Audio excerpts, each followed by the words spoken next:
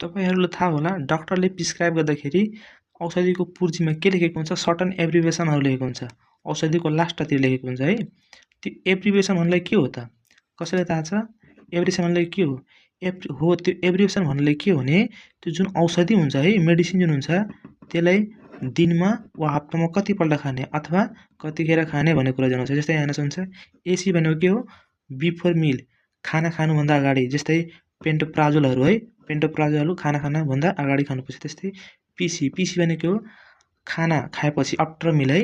त्यस्तै ओडी भनेको के हो एकचोटी है दिनमा एकचोटी खानु पर्यो बीडी भनेको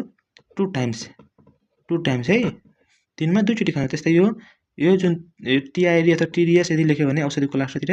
त्यो भनेको 3 टाइम्स दिनमा 3 चोटी खानु पर्यो है अब यो पीसी मा जस्तै प्यारासिटामोलहरु हुन सक्छ है प्यारासिटामोलहरु एनएसएआईडीहरु यिनीहरु के भने खाना खाएपछि खानु पर्यो त्यस्तै क्यूआईडी लेख्यो भने के यसले के जनाउँछ भने यसले चाहिँ 4 चोटी है दिनमा 4 चोटी खानु पर्यो एचएस भनेको के हो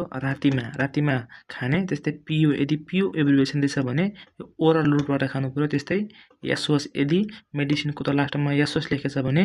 आवश्यकता परेको खण्डमा मात्र यसलाई खाने त्यस्तै एसटीएटी यदि एसटीएटी लेख्यो भने के हुन्छ हामीले त्यसलाई इमिडिएटली खानु पर्यो है त थ्यांक यू